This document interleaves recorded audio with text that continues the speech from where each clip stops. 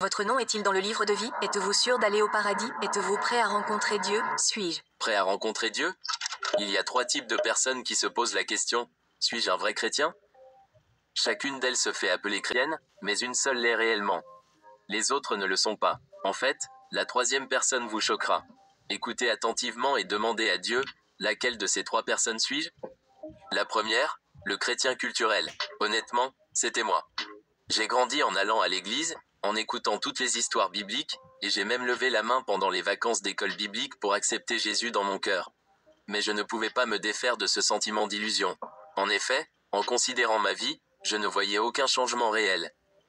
Je ne pensais pas à Dieu ni aux façons de l'aimer. Je pensais juste à moi et j'étais sincèrement terrifié par l'enfer. Pour moi, être chrétienne n'était pas différent d'être née américaine. Aller à l'église n'était pas différent d'aller au In-N-Out Burger une fois par semaine. Prier n'était pas différent de se laver les mains avant de manger. Ma foi n'avait rien de réel. Tout était culturel jusqu'à ce que je lise ce verset. Dans Matthieu 7, Jésus décrit un jour où ces chrétiens culturels seront en sa présence. Ils diront, « Seigneur, Seigneur, regarde toutes ces merveilles que nous avons accomplies. Nous avons prophétisé en ton nom. Nous avons chassé des démons en ton nom. Nous avons accompli tous ces prodiges en ton nom. » Puis Jésus se tournera vers eux et leur dira, « Je ne vous ai jamais connus. Éloignez-vous de moi, vous qui commettez l'iniquité. » En lisant cela, j'ai été frappé au cœur, car j'ai réalisé que c'était moi. Je jouais la comédie, mais aucune de ces choses culturellement chrétiennes ne pouvait me sauver.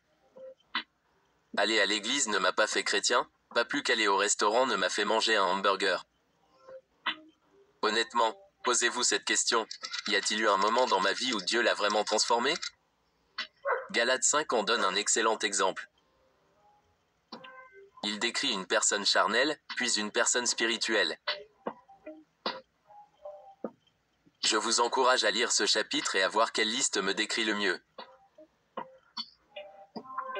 Galates 5 énumère toutes sortes de péchés.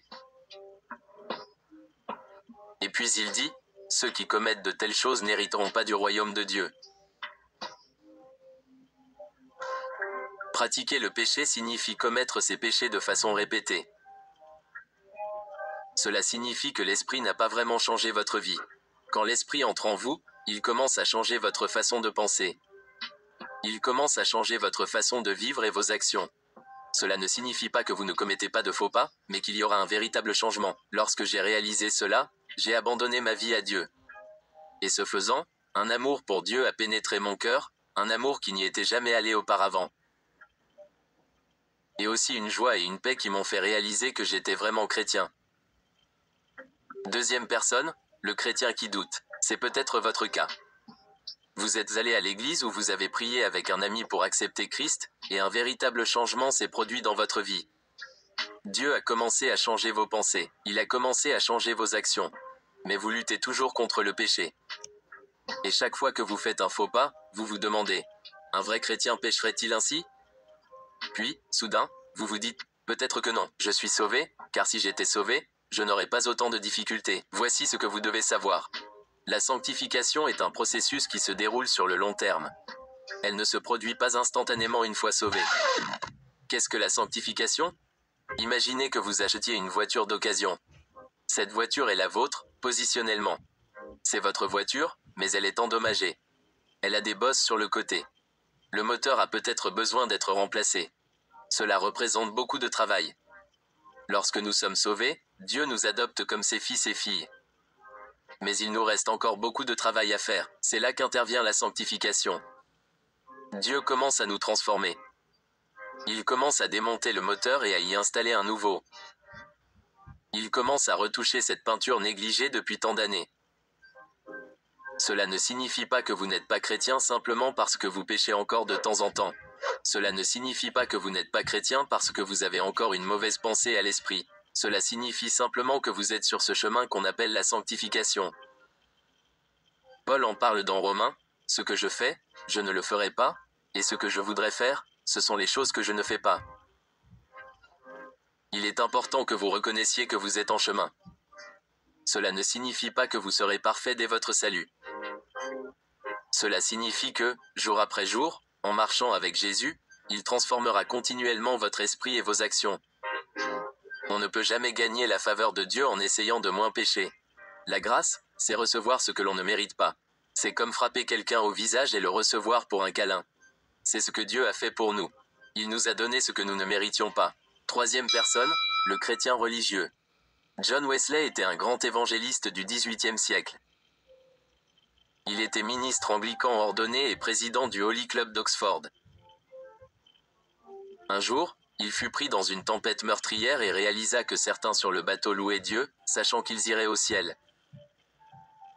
Il réalisa alors qu'il n'avait pas cette paix. Il ignorait s'il irait au ciel, même s'il était un pasteur célèbre prêchant à de nombreuses personnes. Peu après, il a compris qu'aucune de ses bonnes actions ne pouvait le rendre juste devant le Dieu parfait et saint. Pas même le fait d'être président du club des saints. Il s'est alors abandonné à la grâce de Dieu et a prêché la grâce de Dieu à tous, même aux exclus de l'Église. Vous êtes peut-être très religieux et beaucoup vous considéreraient comme une personne véritablement bonne, mais comme John Wesley, vous avez placé votre confiance dans vos propres œuvres religieuses plutôt que dans le sang de Jésus-Christ. C'est par la grâce que vous êtes sauvés par la foi, et non par vos œuvres, afin que personne ne se vante. Aucune de vos bonnes œuvres ne peut vous sauver. Vous ne pouvez pas être aussi religieux et accomplir tous ces rituels religieux ou traverser la rue avec suffisamment de vieilles dames pour aller au ciel. C'est mettre sa foi en Jésus-Christ sans rien qui équivaut au salut. Si vous êtes arrivé à la fin de cette vidéo et que vous n'êtes toujours pas sûr d'être un vrai chrétien, alors confirmez-le dès aujourd'hui. Abandonnez votre vie à Jésus aujourd'hui et croyez en son œuvre sur la croix pour votre salut. La Bible nous dit que si vous faites cela, tu seras sauvé.